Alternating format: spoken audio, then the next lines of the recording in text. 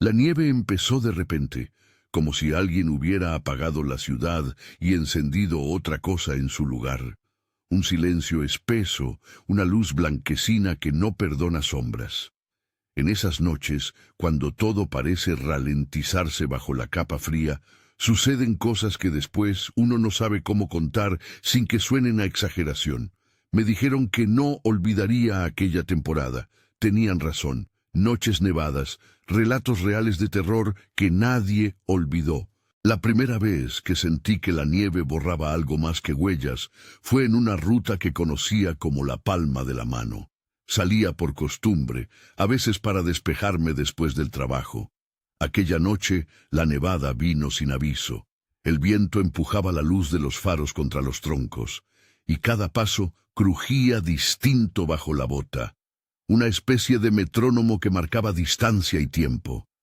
Iba con la capucha hasta los ojos, y la respiración me salía en nubes cortas. No había casi autos. A lo lejos, el bosque se sumía en un muro blanco. Escuché primero una voz. Fue breve, infantil, y se mezcló con el ruido del viento como si alguien la hubiera tanteado desde fuera del mundo. Dijo la voz. Apenas. Me paré. Miré a la orilla del camino, a las ramas cargadas de nieve, a los agujeros que la luz hacía en la penumbra. No había nadie a nivel del suelo. Avancé unos pasos con cuidado. La sensación fue la de aproximarse a un secreto que no quiere ser descubierto. Lo vi cuando levanté la mirada. Un niño sentado en una rama alta, tan alto que no podía creerlo. Estimé la altura en 6 metros, más o menos. La rama soportaba su peso con una curva dolorosa. Vestía algo que a esa temperatura no podía sostener. Una chaqueta delgada y sus manos no parecían tener guantes. Sonreía, una sonrisa que no se correspondía con la escena, demasiado amplia, demasiado serena. Me miró como si yo fuera la sorpresa, no él. Dijo, mira esto, y sin más, se dejó caer. La caída fue horrible en mi cabeza, aunque sucedió en fracciones. El aire se abrió y el crujido de la rama retumbó, la nieve se soltó en plumas, y pensé lo peor, que había sido un salto y que el frío lo había vencido. Pero lo que vi después no encajaba con la lógica. El niño cayó, se arrastró unos segundos y luego, con una energía que parecía no corresponderle, se incorporó y salió corriendo bosque adentro, sin dejar marcas visibles que mostraran dónde había golpeado. Sentí un impulso absurdo de seguirlo. Corrí. Al correr, la nieve me pisaba de forma distinta. Mis huellas se abrían como surcos, mis guantes se empapaban, mi cara comenzó a doler por el viento. Lo vi entre los pinos. Lo vi tan cerca que pude distinguir la forma de la sonrisa otra vez, y antes de que pudiera alcanzarlo, me atacó. No digo me atacó como en un filme.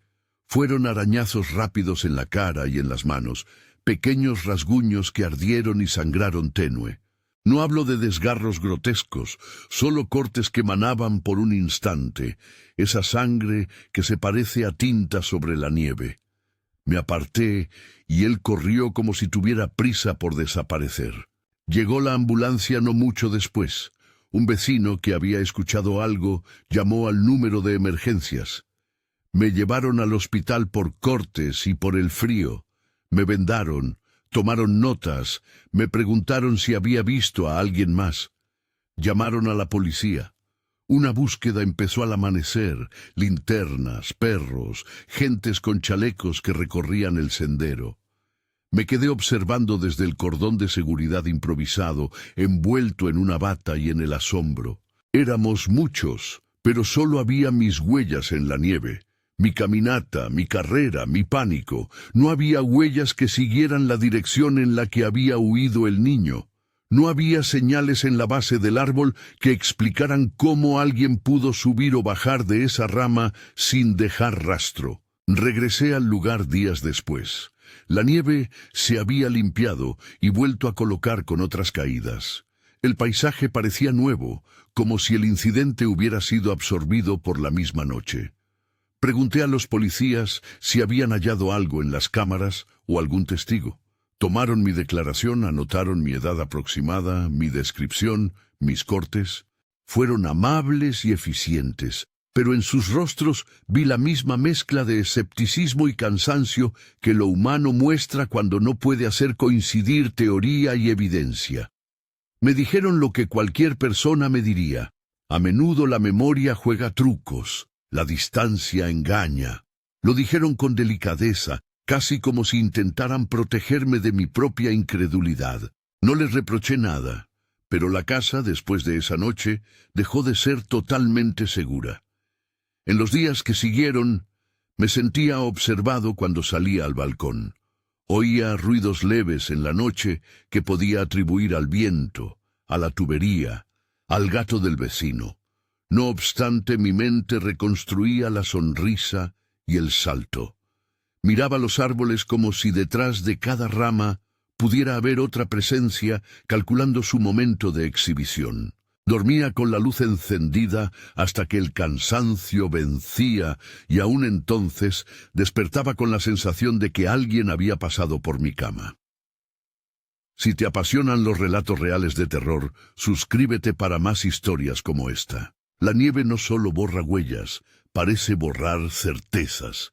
Eso pensé varias veces entre el primer y el segundo relato, mientras me preguntaba si contaba lo que había vivido o lo que había sobrevivido en la idea de haberlo vivido.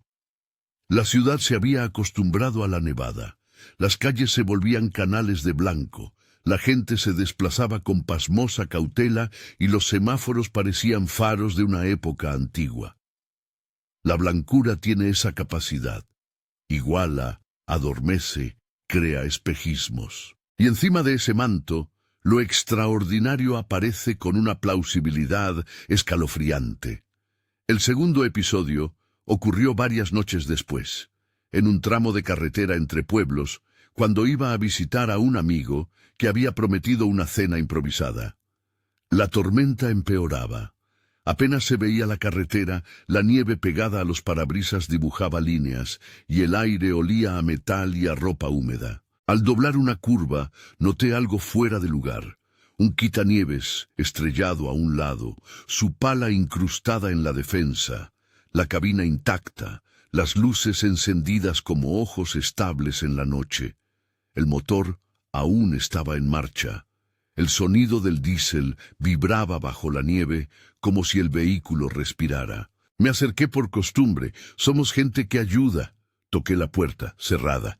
Llamé por la ventanilla. Nada. Toqué el cristal. Hablé. Y fue entonces cuando escuché, a pocos metros de mí y a la vez dentro de mi cabeza, una voz que pedía auxilio. «¡Ayuda!», decía. La particularidad fue lo que más me quedó grabado. El grito parecía provenir de la parte trasera del vehículo, pero a la vez lo sentí a mi lado, a una distancia que no podía medir. Me moví alrededor del plow, revisé por debajo, por los costados. El motor seguía en marcha, pero la nieve no mostraba huellas que indicaran que alguien hubiera salido. La puerta del conductor estaba cerrada, y no había nada dentro que sugiriera una salida precipitada. Una frase me heló. El silencio estaba demasiado intenso para que otra persona no hubiera estado allí. Llamé con el teléfono. Marqué al amigo y le conté.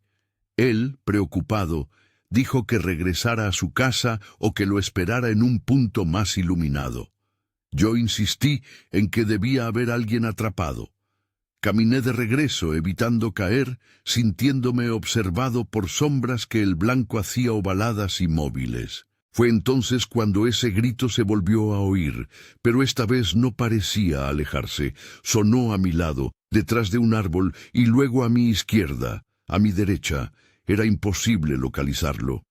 Caminé hacia la casa de mi amigo con la sensación de que el sonido me había seguido y que algo en él no quería que yo permaneciera junto al quitanieves. La policía llegó después de mi llamada.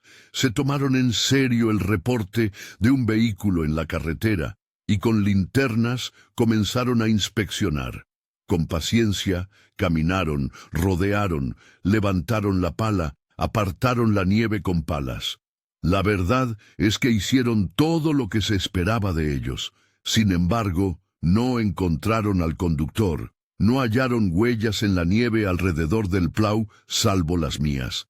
Las cámaras de vigilancia de una casona cercana no mostraban a nadie abandonando el vehículo. Un técnico examinó el tablero.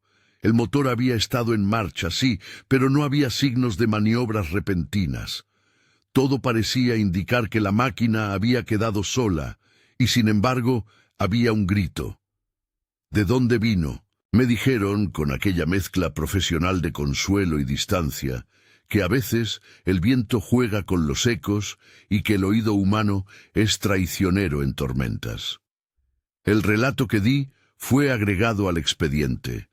Hora, lugar, descripción del vehículo, mi declaración. Puse mi firma. Me volví a casa, con las manos todavía heladas, pensando en el hecho de que el quitanieves permanecía donde lo había dejado la noche. Las luces y el motor lo hacían más inquietante, como si alguien hubiera salido de un segundo plano y hubiera olvidado volver. Esa noche me desperté con el eco del «ayuda» pegado a la piel. En los días que siguieron, cada vez que pasaba en coche por esa curva miraba al costado, esperando ver las luces del Plough donde lo había dejado, imaginando que alguien desaparecería de su cabina como si el vehículo guardara una ausencia que no debía ser tocada. Los vecinos hablaban de bromas y de extrañas llamadas telefónicas a horas muertas. Nadie ofreció una explicación sólida. La policía cerró el caso como sin hallazgos concluyentes, apuntando a que nadie había sido reportado como desaparecido en los pueblos vecinos. Sin embargo, la sensación de que esa máquina había estado ocupada y quedó vacía, con la radio o el motor encendidos, se me convirtió en piedra en el estómago. Las noches de tormenta tienen esa capacidad de abrir puertas que uno preferiría dejar cerradas. Las autoridades hacen lo que pueden, la evidencia hace lo que puede. Entre ambos quedan los relatos que son como fragmentos de vidrio que alguien dejó en el camino. Cortan la calma, pero no permiten reconstruir con claridad qué pasó. Recuerdo la tercera noche con una claridad corta y precisa. Volvía de un viaje en tren. La ventisca había convertido la estación en algo fantasmagórico. Los pasajeros se desparramaban en siluetas blancas que buscaban refugio. Caminé por un sendero que bordea un tramo de bosque para atajar camino a casa. El frío me clavaba en la nuca y mis manos apenas respondían. Había poca gente, el sonido era la fricción de la nieve contra la ropa, y por instantes creí que estaba solo en el mundo. Lo vi a lo lejos. Una figura que no encajaba con la escena. Llevaba ropa de verano, shorts, camiseta, en medio de la ventisca, como si se hubiese confundido de estación. Su piel tenía un color distinto y su sonrisa estaba fuera de lugar, como si no supiera dónde colocarla. Cuando nos acercamos, me fijé en detalles que después no supe muy bien cómo medir en la memoria. Iba descalzo, o llevaba unos tenis muy finos. Su pelo estaba húmedo, pero no por la nieve. Su mirada era fija y a la vez perdida. Sin motivo aparente empezó a seguir el compás de mis pasos, manteniendo la distancia, y de pronto aceleró. Empecé a caminar con más rapidez. Él también. Intenté no mirar atrás, pero lo hice. Le pedí que se detuviera. Nada. Giré para tomar un atajo entre casas y lo vi a unos 30 metros conmigo, corriendo con facilidad, como si la falta de abrigo no le pesara. Aceleré. Sentí que me perseguía con una intención que no lograba etiquetar. No era solo curiosidad, era algo dirigido a mí. Corrí más. Crucé un pequeño puente, subí la escalera de mi casa, cerré la puerta, apoyé la espalda contra ella y traté de respirar sin hacer ruido. La sensación de haber escapado fue breve. Me senté en la sala con las luces encendidas y el cuerpo temblándome por el frío y por la rabia. Toqué el vidrio de la ventana y vi delante de la cortina la silueta de alguien que miraba. Fue un golpe distinto al salto o al grito. Fue la certeza de que había llegado hasta allí sin haber dejado huellas. Abrí la cortina y lo vi en la ventana del cuarto que da a la calle. La misma sonrisa, pero con una piel ahora más pálida, casi violácea, como si la ventisca hubiera tallado su rostro de otra manera. Sus ojos no parpadeaban. Grité y me acerqué. El sonido atrajo a vecinos y uno llamó a la policía, que llegó en minutos que se sintieron eternos. Cuando los agentes tocaron la ventana y encendieron las luces, el hombre ya no estaba. Recorrieron el jardín, la vereda, el frente. No encontraron huellas diferentes a las mías, ni signos de que alguien hubiera trepado. La ventana estaba cerrada por fuera. La policía me preguntó si alguien me había hecho una broma, si había tomado alcohol, si había estado en disputas recientes. No había motivos aparentes. Dijeron palabras de protocolo, prometieron patrullajes, me ofrecieron acompañarme una parte del camino. Todo parecía correcto y al mismo tiempo insuficiente. Me dejaron con una sensación distinta. Ahora no solo se había roto la frontera entre afuera y adentro, sino que lo que había irrumpido parecía poder trasladarse sin dejar rastros. Pasaron las semanas y la paranoia caló. No pude dormir con las cortinas abiertas. Cada crujido nocturno era una posibilidad. Miré los reflejos en las ventanas con más atención que antes. Cualquier sombra podía contener la forma del hombre. Algunas mañanas, cuando apenas se veía la calle por la neblina, sentía que tenía vigilancia, una impresión de ser examinado por algo que puede recorrer el mundo frío sin equipaje. Los tres relatos tienen en común esa sensación de hueco, la evidencia física, aquello que sostiene una versión completa de la realidad, se hacía diminuta o desaparecía. Un niño que aterriza y no deja huellas, un quitanieves que ruge y está vacío, un hombre que aparece con ropa de verano y se esfuma sin dejar rastro. En cada caso, la policía hizo lo que debía hacer, anotó, buscó, interrogó. A la vez, la explicación oficial no encajó con lo vivido por quienes estuvimos ahí. Esa contradicción es la que queda. La experiencia directa frente al registro oficial. Lo que una persona sostiene, otra lo niega con documentos y reportes, y en el medio queda la incertidumbre que se convierte en miedo. No me gusta pensar en certezas que no puedo sostener con pruebas. No afirmaré que se trató de algo sobrenatural, ni lo negaré con vehemencia. Lo que puedo decir con la honestidad de quien estuvo ahí es esto. Sucedió. Cambió mi forma de percibir la noche. Me dejó con preguntas que no tienen respuestas. Podría explicarlo por fatiga, por confusiones sensoriales, por las trampas de una mente que quiere dar sentido a lo azaroso. Podría, y a veces lo hago para dormir. Pero también sé que hay detalles que se repiten con una exactitud fría. La falta de huellas, la presencia de sonidos imposibles de localizar, la imposibilidad de las autoridades de conciliar testimonio y evidencia. A menudo regreso mentalmente a aquella noche del niño en la rama. Me pregunto por qué se sentó en lo alto y por qué me habló a mí.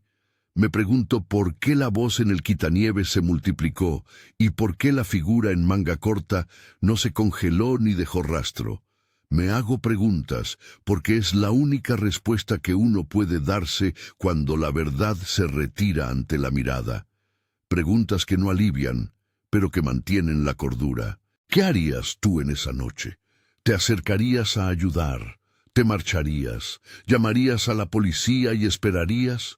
No busco que nadie venga a resolver mi inquietud. Lo que quiero es ofrecer una advertencia. En noches nevadas, la ciudad se transforma. La blancura desdibuja los contornos y le da permiso a cosas que normalmente parecerían imposibles para moverse con cierto descaro por detrás del mundo cotidiano. En lo literal hay menos tráfico, menos testigos, menos calor humano. En lo simbólico hay margen para que lo extraño se cuele entre la costumbre y la razón.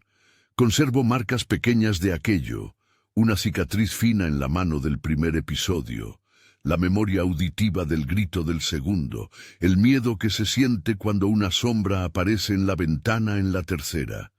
Eso no me hace más sabio, me hace cuidadoso, me hace rehén de la duda.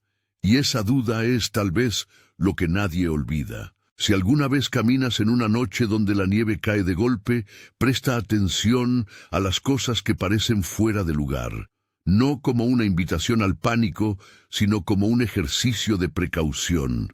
Mantén compañía, mantén luz, comparte tu ubicación si sales al exterior.